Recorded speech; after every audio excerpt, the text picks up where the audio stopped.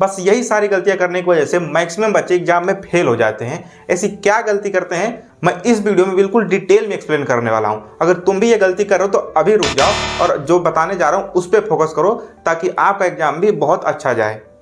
वैसे तो सभी लोग बताते हैं कि एग्जाम में क्या करना चाहिए, क्या पढ़ना चाहिए, कैसे पढ़ना चाहिए, सब कुछ बताते हैं, लेकिन मैं वो चीज़ें बताऊंगा कि एग्जाम के पढ़ने टाइम या एग्जाम की तैयारी करते टाइम कौन सी गलतियां जो है आपको बिल्कुल भी नहीं करनी चाहिए।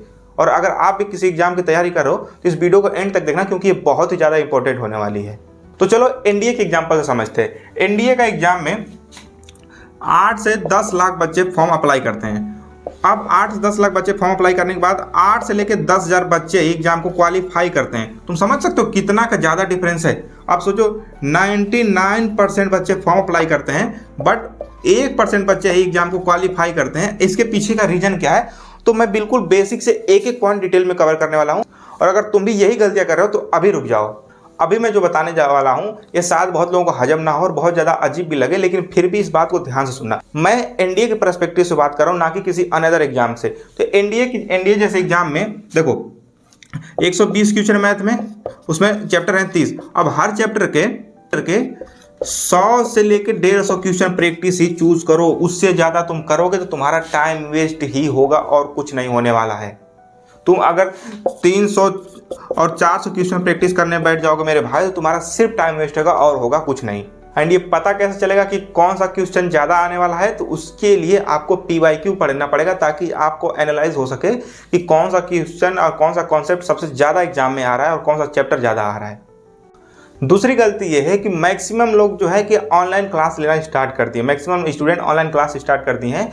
उसमें सबसे बड़ी गलती ये है कि तुम टीचर के साथ बैठ के स्टेबली पढ़ते नहीं हो। तुम बस एक मोबाइल कहीं कोने पर रख दोगे और बैठ जाओगे पढ़ने की, देख ही तो रहे हैं। देखना नहीं है भाई, टीचर के साथ तेरा भी पेन चलना चाहिए। अगर तू दिन में 10 से 15 पेज अगर तुम नहीं लिख रहे हो और अपना हाथ नहीं चला रहे हो तो मेरे भाई तुम बहुत बड़ी गलती कर रहे हो, बहुत ज़्यादा बड़ी गलती कर रहे हो।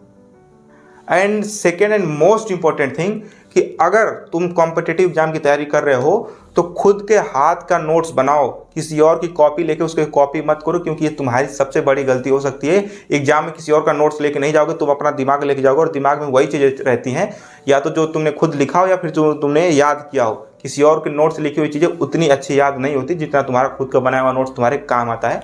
तो खुद नोट्स बनाओ, किसी और की कॉपी से नोट्स मत बनाओ, ना तो किसी और से कॉपी करो।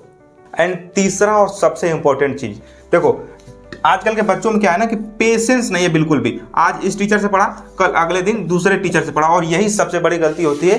जब आप 10 जगह पैर फैलाते हो ना तो वही सबसे बड़ी गलती होती है। किसी ने कहा ना कि 2 नाव पे चढ़ना और पैर फाड़ के मरना सब बराबर होता है, और यही तुम्हारी सबसे बड़ी गलती है। 2 नाव पे मत चढ़ो, एक जगह ध्यान दो। स्टार्टिंग जहाँ से करो एंड भी वहीं करो, और तुम्हें विश्वास होना चाहिए कि तुम किस टीचर से पढ़ रहे हो। और अगर तुम्हें जिस एग्जाम की तुम तैयारी कर रहे हो तो अपने आसपास किसी से पूछ लो जो उस एग्जाम की तैयारी कर चुका कि इस फील्ड में कौन टीचर अच्छे हैं, अगर तुम्हें नहीं पता हो तो। हाँ, लेकिन जिस टीचर से तुमने स्टार्ट कर दिया पढ़ना, एंड तक उसी से पढ़ो। एंड ट्रस्ट में ये रिजल्ट बहुत ही ज़्यादा पॉजिटिव रहेगा। जब अब सभी चैप्टर की प्रैक्टिस कैसे करनी मैं तुम्हें वो बता रहा हूँ। देखो एग्जाम में अगर मान लो कि 30 चैप्टर आ रहे हैं मैथ में, तो तुम 15 ऐसे चैप्टर चूज कर लो जिससे ज़्यादा से ज़्यादा क्वेश्चन बन रहे हैं। वो चूज करने के बाद तुम सबसे पहले एक चैप्टर कंप्लीट हुआ, ठीक, एक चैप्टर कंप्लीट हुआ, उसका कम से कम 100 क्वेश्चन प्रैक्टिस कर लो। दूसरा क्वेश्चन चैप्टर कंप्लीट हुआ, इसके 100 क्वेश्चन प्रैक्टिस में 80 इस चैप्टर के रख लो एंड 20 इस चैप्टर के रख लो, ताकि तुम्हारी प्रैक्टिस बनी रहे। एंड यही सेम थिंग तुमको रिपीट करते जाना है और तब तक करना है जब तक तुम्हारे सारे चैप्टर पे उतना ही कॉन्फिडेंट बन ना जाए। एंड एक बहुत इंपॉर्टेंट थिंग बता रहा हूँ कि कभी भी पूरा चैप्टर कंप्लीट करने के बाद एक साथ मॉक टेस्ट देने मत बैठना। हर जितना जैसे जो चैप्टर कंप्लीट होगा उसका मॉक टेस्ट तुरंत दे देना। ये मत सोचना कि सभी चैप्टर एक साथ कंप्लीट कर दूंगा और सभी का एक साथ मॉक टेस्ट दे दूंगा। ये तुम्हारी सबसे बड़ी गलती होगी और तुम इसी वजह से फेल भी हो सकते हो। एंड वन लास्ट थिंग, कभी भी एग्जाम के तैयारी के टाइम ओवर कॉन्फिडेंट नहीं होना है कि मैं नहीं तो कौन बे। तो उससे 1000 गुना ज़्यादा लोग अच्छे अच्छे पढ़े हुए हैं भाई।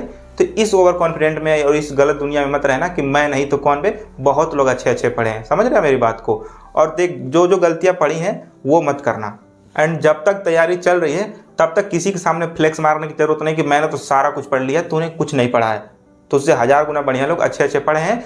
रिजल्ट का फैसला तभी होता है जब फाइनल रिजल्ट आता है, और जब तक नहीं आता है तब तक चुपचाप बैठे रहो मुंह बंद करके और अपने पढ़ाई पे ध्यान दो। किसी के सामने फ्लेक्स करने की कोई ज़रूरत नहीं है। तो कभी भी ओवर कॉन्फिडेंट मत होना और अपने मेहनत पे फोकस करना, और किसी के सामने फ्लेक्स करने की तो बिल्कुल ज़रूरत नहीं है। एंड लास्ट थिंग, चैनल को सब्सक्राइब कर लो। एंड ऐसे ही और इंपॉर्टेंट वीडियोज़ के लिए मिलते हैं नेक्स्ट वीडियो में। तब तक के लिए जय हिंद।